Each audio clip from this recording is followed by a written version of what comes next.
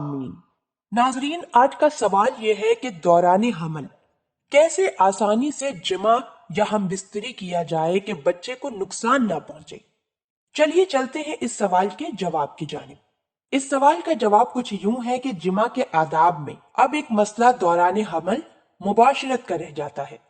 कुरान और सुन्नत में हमल के दौरान अपनी बीवी से मुबाशरत व मजामियत की मुमानत का कोई जिक्र नहीं है, इसलिए आम हालात में ये जायज है और इसमें कोई हर्ज नहीं है। ताहम ये मसला तिब्बी और नफ्सियाती है, जिसकी बुनियाद अक्ल आम मुशाहिदे और तजर्बा पर है। इस्लाम का रुझान आम तौर पर जबकि उसका किसी नफ्स शरई से टकराव ना होता हो, अक्ल व तजर्बे की ऐसी बातों को तस्लीम करने का है। सल्फ सालेहीन के रवैये से भी इसकी तायीद होती है, जिसकी बाद मिसालें मैं पहले भी दे चुकी हूँ। अपने तिब्बी असरात के लिहाज से हमल के 9 महीनों को 3-3 महीनों के 3 वक्फों में तकसीम किया गया है। इब्तदाई के 3 महीनों में मजामियत की बिल्कुल मुमानत तो नहीं है, अलबत्ता उसके वक्फा को निस्बतन बढ़ा देने को बेहतर समझा गया है। साथ ही आम दिनों के मुकाबले में इस अरसे में इस अमल में निस्बतन नरमी और सहूलत का लिहाज रखने को ताकीद की गई है। इस एहतियात को मलहूज ना रखने की सूरत में इसकाते हमल हो सकता है, खास तौर पर उससे पिछले हमल में। अगर इस अरसे में उसे इसकाते हमल हो चुका हो तो और भी एहतियात की जरूरत है। हमल की दूसरी सहमाही यानी उसके वस्ती मुद्दत में मुबाशरत की वजह से इसकात का इम्कान काफी कम होता है। अलबत्ता इस मुद्दत में भी मजामियत के वक्फे को निस्बतन तवील रखना बेहतर है। साथ ही इस अमल में नरमी और सहूलत का लिहाज इतना ही मुनासिब है। हमल की तीसरी सहमाही यानी 7वें से 9वें महीने के अरसे में अलबत्ता मुबाशरत के वक्फे को मजीद तवील कर देना चाहिए। इसी सबब से इस अमल में नरमी और आहिस्तगी का लिहाज भी जरूरी है, जिससे औरत के पेट पर दबाव कम से कम पड़े। इसीलिए इस अरसे में मुबाशरत की हैयत ज्यादा बेहतर समझी गई है। अलबत्ता ऐसी सूरत में जब मुबाशरत से औरत के पेट या बच्चेदानी में तेज दर्द महसूस होता हो, या बच्चेदानी से खून जाना शुरू हो जाए, या वज़ाए हमल की सरही अलामत जाहिर होने लगे, ऐसी सूरत में मुबाशरत से लाजमी तौर पर बचना जरूरी है।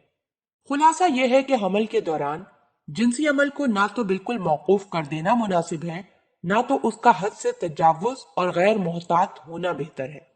ये बात भी पेश नजर रहे कि हमल का जमाना ऐसा होता है कि उसमें औरत लुत्फ और मोहब्बत की कुछ ज्यादा ही तलबगार होती है, इसलिए उसे जिनसी राहत और लुत्फ से बिल्कुल महरूम नहीं करना चाहिए। दूसरा पहलू आम नफ्सियात और इखलाक का है, जिसकी अहमियत शरीयत के नजदीक उसके तिब्बी पहलू से कम नहीं है। दौरान हमल माँ जिन कैफियत से दो चार होती है, जेनियन पर उसका खातिर ख्वाह असर पड़ता है और नतीजे में बच्चे पर उसके गैर मामूली असरात मुरतब होते हैं। लिहाजा माँ बाप की गैर मुतदिल जिनसी कैफियत का नामुनासिब नफ्सियाती असर जेनियन पर पड़े तो ये ऐन कुरैन कयास है। इसलिए कि खास तौर पर हमल के आखिरी 3-4 महीनों में ज़ौजैन को मुबाशरत व मजामियत से ज्यादा बचने की जरूरत है, और अगर इसके बगैर चारा ना हो तो उस अमल में ज्यादा से ज्यादा नरमी और शाइस्तगी को मलहूज खातिर रखना चाहिए। जैसा कि कई मुल्कों में इस नुकसान से बचने की सबसे आसान सूरत ताद्दुद अजवाज भी रही है, लेकिन आज के दौर में इससे भी दूर रहकर यकजौजगी पर ही इक्तफा करना ज्यादा मुनासिब और बेहतर है। हमल के आखिरी 3-4 महीनों में मर्द के लिए सब्र और जब्त नफ्स से काम लेना ही मसले का सबसे बड़ा हल है।